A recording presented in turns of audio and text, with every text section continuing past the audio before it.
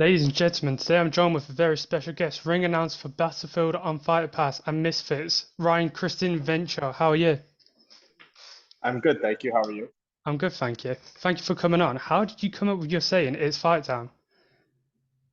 I don't know, man. It was just something that it's probably not like the most original catchphrase out there, and I'll openly admit that, but it's just something that worked, like I just started doing that like at the beginning of my career, which was like 12 years ago. And it just stuck and it worked. Like there's no like real story to it. Like I remember like when I was first starting out, I would practice in the shower or practice in front of the mirror, and I just try different things. And especially like for the first fights that I was doing, like I didn't have like a phrase or anything like that. And I just kept trying things, and that was just the one thing that worked. When you started 12 years ago, did you look up to people like Bruce Buffer, Michael Buffer, and were they your inspirations to start, or was it just you enjoyed doing it? A little bit of both. I mean, for myself personally, I got to work with one of my favorites, Michael Buffer, and he's a gentleman, and he's a very good guy. And I'm glad that I got that experience. My other favorite is actually Jimmy Lennon Jr. He does a lot of the Showtime boxing. I really like him, and of course, Bruce Buffer. I haven't met Bruce. I haven't met Jimmy Lennon, but to be able to open up the room for Michael Buffer, that was a great feeling, and I'll never forget it. Seeing you met Michael Buffer, what was he like in person? How was that experience like? Very kind guy. I for me, like as like a professional ring announcer, that's like being able to work with, if you're a basketball player, that's like working with Michael Jordan, or if you're into like you guys call it football in Europe, so like that's like working with Messi or Ronaldo or something like that. So like that was like super surreal for me. Obviously, you're signed on to Misfits. Would you say that's the biggest show you've been on so far? It was the biggest show of my entire career. I've been very blessed to have traveled all across North America, and thanks to Misfits, they brought me to Europe, they brought me to the UK twice, they brought me to the US twice. Very fortunate to have been able to have those experiences. When you call in a Misfits card, like you said, it's your biggest show you've been on. Do you feel any pressure, any nerves when you call in fights? None. One of the things that that really like blew my mind being at the OVO arena for the undercard of KSI and Joe Fournier. I was really surprised at how I felt being in the ring. Like for me, it just felt natural. I had no nerves. I mean, the place was sold out. It was a packed crowd that night, and like it felt like I was exactly where I belonged. Like I had no nerves. I wasn't nervous at all. Like I just was enjoying the moment. I worked so hard to get to that point, and I'll never forget it. You think it helped calming the nerves that it was a long 12-year career, it weren't just a flash in the pan? Yeah, exactly. Like for myself, it doesn't matter if I'm performing in front of 10 people, 100 people, 12,000 people. To me, it's all the same. I do it exactly the same way every single time. It could be like the local card here in Vancouver, at the community center, or it could be at the OVO Arena. It could be at the Wembley Stadium one day. Who knows? But it's always going to be the exact same thing. It's always going to be hype, and I'm always going to do my best. You said before that you practice your phase in the shower or in the bathroom. Do you practice announcing fights on the day of fights, maybe when you're having a shower, getting your suit on? I do something that I like to call a soft read. So basically, like I want to like conserve my voice for the evening. So what I would do is I would basically just read it. Like for example, like if I have my cards, introducing first the fighter in the blue corner. This man stands at 5 feet 7 inches tall, weighing in at 200 pounds. Like basically, like I would read it with almost like no emotion and no energy to it. So that way I can like sort of like program it into my mind. And then when it comes time to actually go ahead and do it, I just, I give everything that I got, because the way that I do it, it takes up a lot of energy, man. And like, I give a lot of my voice. So I have to conserve myself. Do you talk about giving your all when you're announcing fights, when the fight's actually happening, do you drink a lot of maybe like Monster Energy or Red Bull to get that energy back in you? I'll limit myself to usually one energy drink. I don't want to mention the brand that I'm drinking because like they're not sponsoring me. So unless like they sponsor me, then like I'll give them that plug. But I drink one can. Um, I'll drink water throughout the day. I'll avoid things like dairy, fried foods. Ideally eating lots of fruit and things like that, and protein. And another thing that I like to do too is not get too full during the day of. So basically, just eating enough to like keep me going, and like maybe like during the fights, like I'll pack like a protein bar with me. So like I'll have like a bite of it like every now and then just to keep me satiate, like to keep me satisfied and all that. When you're announcing fights, do you ever find that you grow a little bit of personal relationship with the fight you're announcing, whether that's someone you've done multiple times?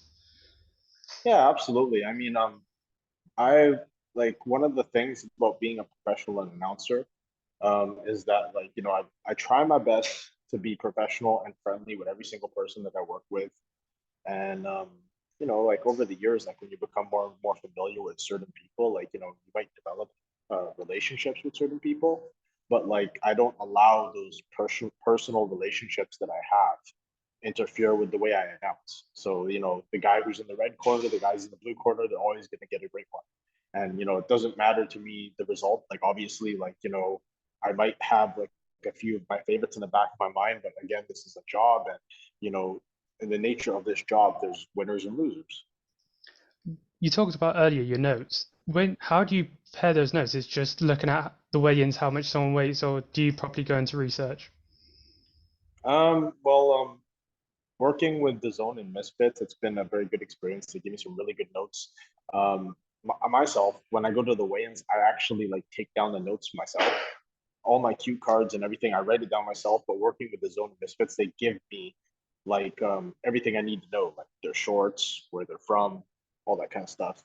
And then like I basically, ideally, what I try to do is back here in Vancouver, I try to type it out from here and then print it, but for the last Misfits card, I actually had to make like blank templates and then write it all down my hotel as nice as possible. One of the main man on Misfits, KSR, what was your thoughts on his performance against Joe Fournier on that night? It was like I thought he did an amazing job. I mean, even with that, with the controversial, it wasn't a victory. It was no contest now, but even with like the controversy behind it, he was doing an excellent job.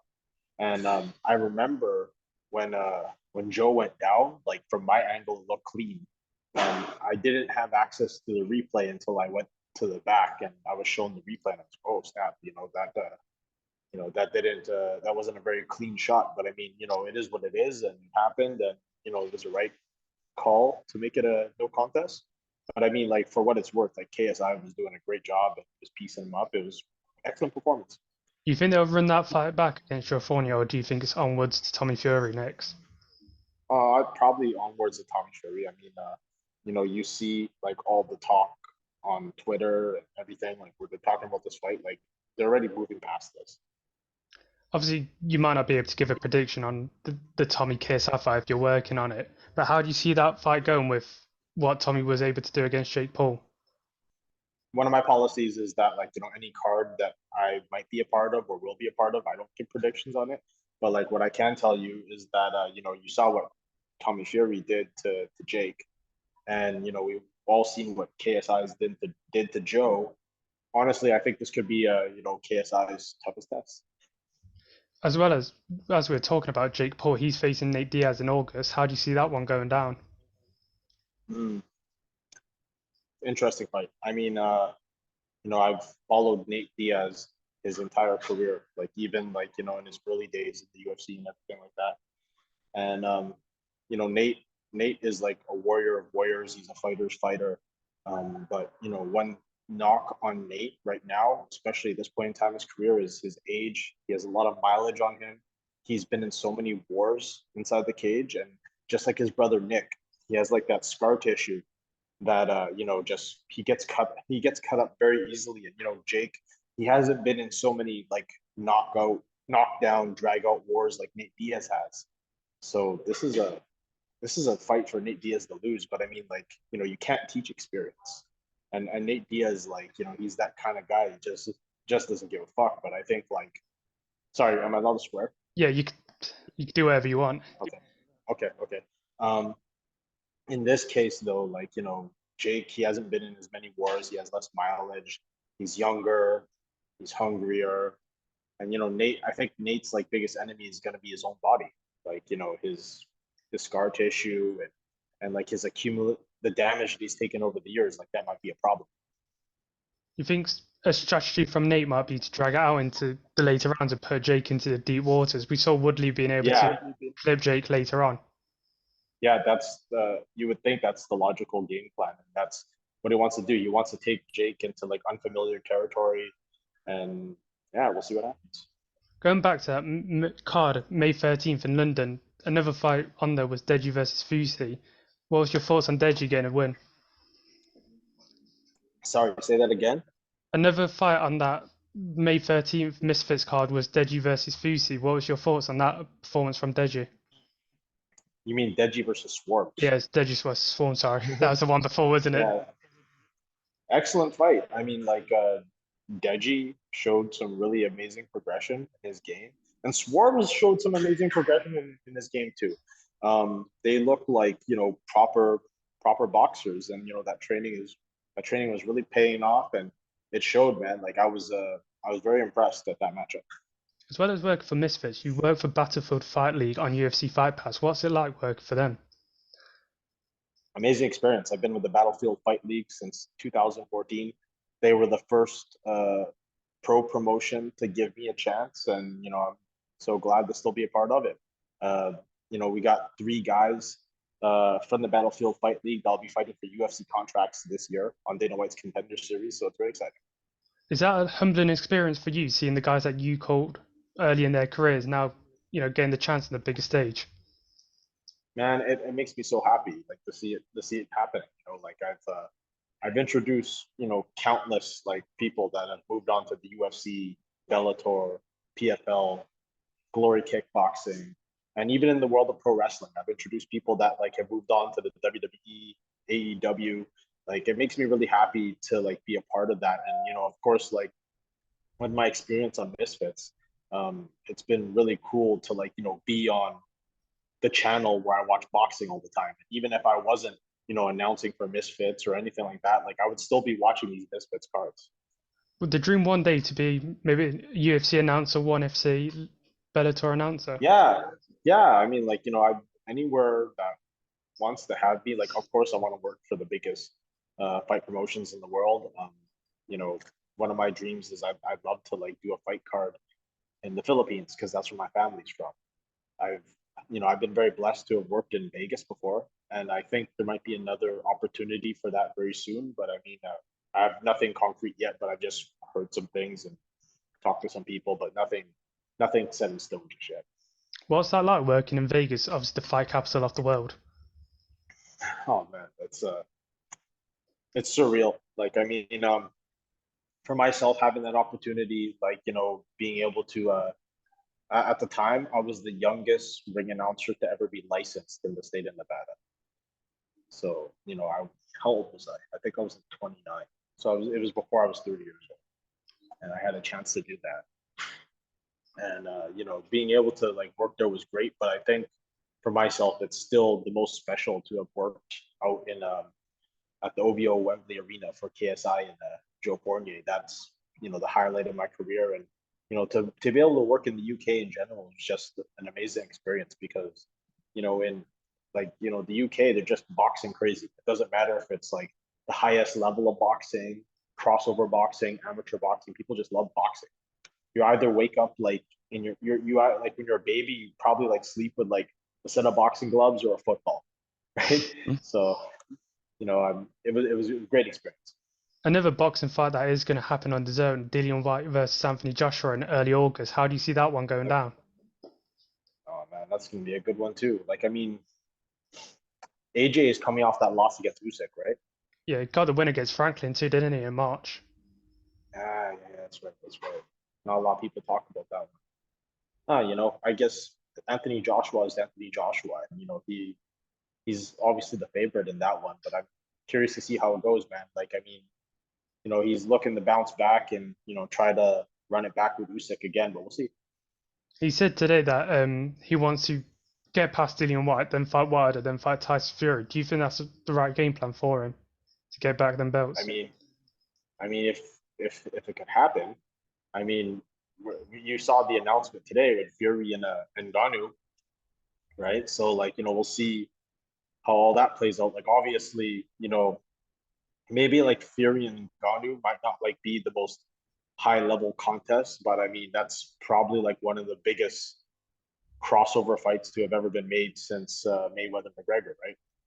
You got to think with Ngannou hitting like a four trick, I think it is, against Tyson Fury, how hard he gets hit.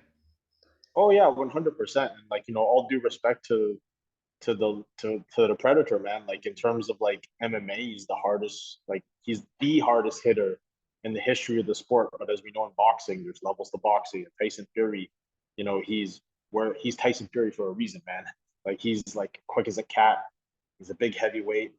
He's gonna if Francis can't hit him, like Tyson will probably want to take him to deep water and show him that there's levels to this, Well, right? we've. But sorry. Sorry, you carry on. But I mean, like, with all that being said, I couldn't be any more happier for Francis Ngannou. Like if you know his story and you know his background, this is the best, thing that he's ever done. And he bet on himself. He left the UFC. He left you know, he left what he was doing there and he tried to gamble on this and it's obviously paid off.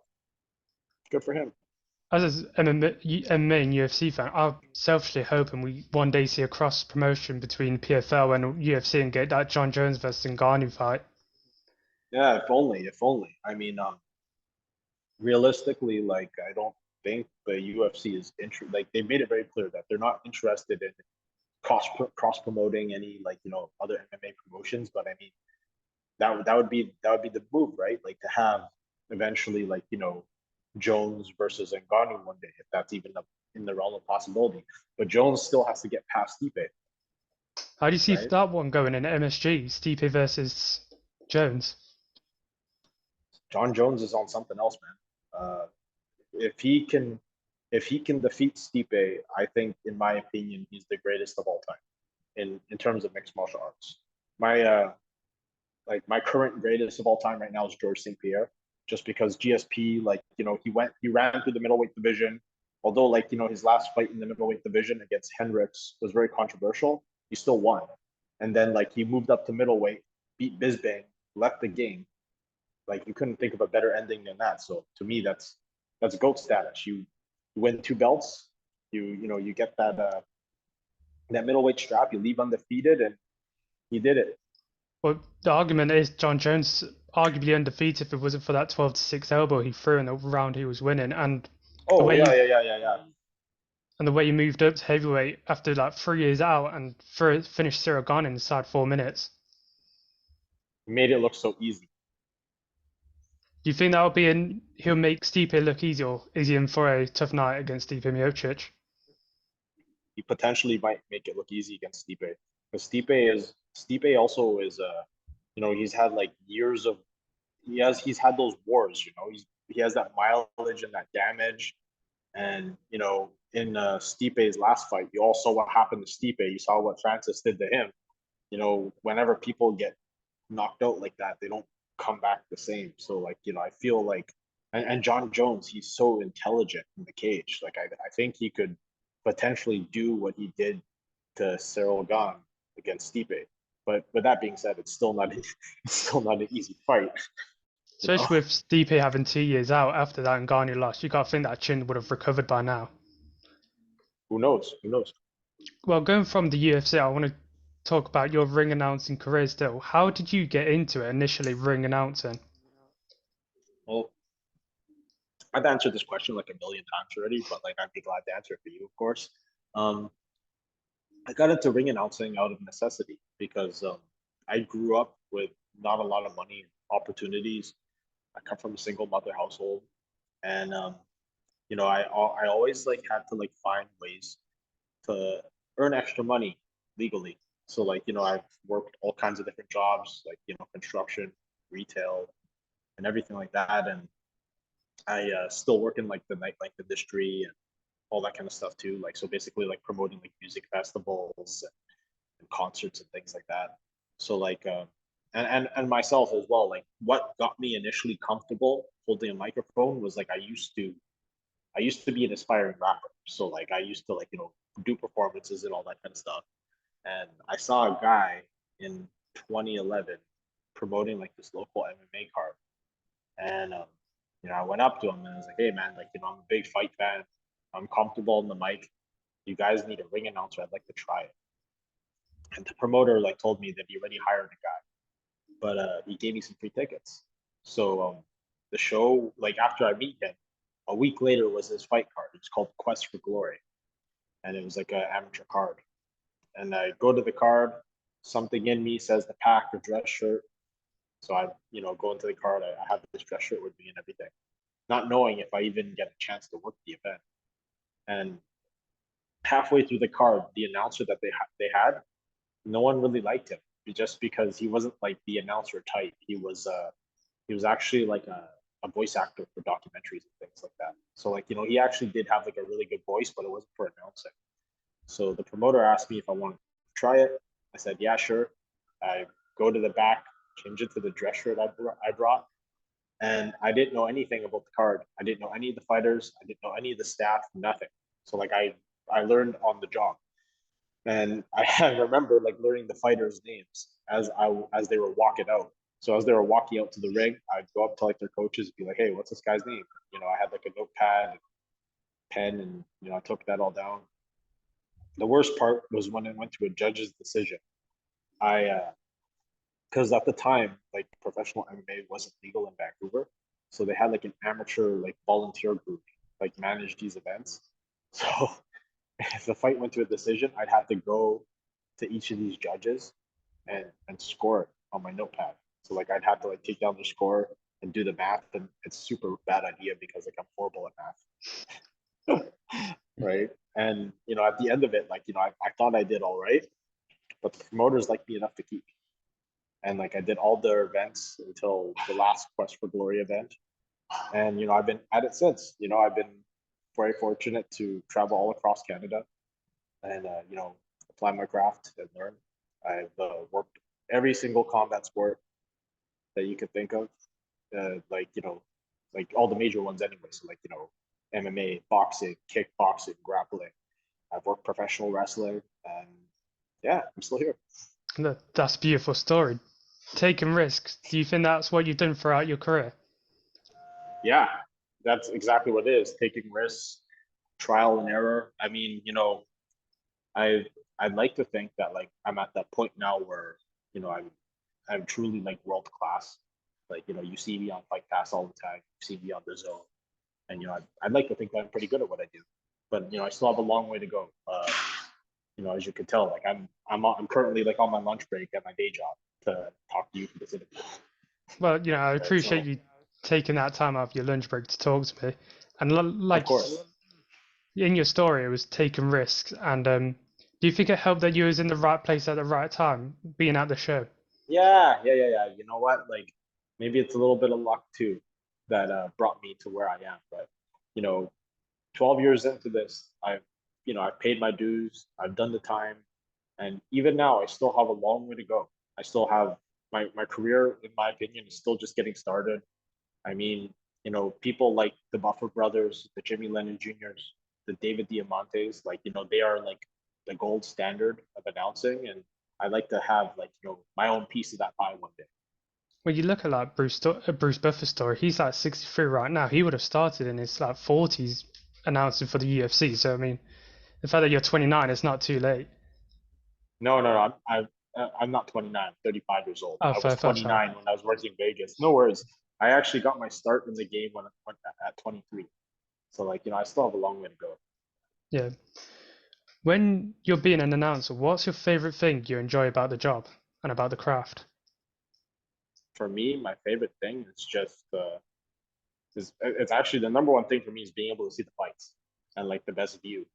Like I have student of the game. I myself trained for many years in kickboxing in particular, and I'm a big fight guy. I've been watching combat sports since I was and shit since I was like 2 years old because my grandfather used to watch boxing all the time, and I've just been like martial arts obsessed. So like martial arts movies, fighting games, um, TV shows like Power Rangers, Ninja Turtles, like anything to do with martial arts and combat, I've been obsessed with it, and even to this day, I'm still obsessed with it. And when I introduce the fighters, like I understand the magnitude of the event, and I understand the importance of the introduction because each man and woman that's ever stepped into the ring or cage, like I got to give them respect because it takes a certain kind of crazy and a certain kind of guts to want to be able to be vulnerable and step into that stage. You know what I mean? Like, if like it's a very vulnerable position to be in a fight because, at any time, any moment, you can get the lights turned out on you in front of like your family, your friends, thousands of people, and especially in the crossover scene, you're gonna get memed and embarrassed, right? So, I understand the importance and the magnitude of the event. So whenever I do my introductions, I keep that in my mind and I deliver and do what I do because I have a great deal of respect for what they do. When you were training kickboxing, did you ever go into the ring and compete yourself? Yeah, yeah, I've been in 3 fights. Does that do you think it helps you being a ring announcer that you know what the fighters are going through, maybe the emotions they're going through as well? 100%. I have a greater deal of respect for it because like I've done the walk myself, and right now I'm currently still like recovering from my torn ACL and meniscus in my left knee. So like I actually like was hoping to have some more competitions like this year, but I mean I'm still recovering from the injury and I haven't even been able to train in a while. But that passion that I have for combat and for obviously announcing is still there. You said before you've been able to travel all over Canada ring announcing, Las Vegas, Nevada, the UK. Where's your favorite place that you've been able to travel to? Um, as far as announcing goes, like oh man, like actually my favorite place was like to date right now is New Orleans. I really liked it. Like when Misfits had that card in New Orleans, and it was headlined by Le'Veon and Bell and JDX. That was like a really amazing experience. I got to bring my girlfriend there. Um, we celebrated her birthday in New Orleans, so that was like a really good experience, and it's such a really beautiful city. I loved it there. And then of course, like I still have like the UK and London at the top of my list. That will forever have a special place in my heart because of the magnitude of that event. I won't ever forget it. Are you hoping to go to come to UK again with KSI looking like he's going to fight in October? Absolutely, like anytime, anywhere. Like if there's like a big fight and they want me there, I want to be there. Well, Ryan, you're on your lunch break. Thank you so much for your time. I truly appreciate it. I'll let you enjoy your lunch break. All right, thank you very much, man. I appreciate it. Thanks for the conversation. Thank you for coming on.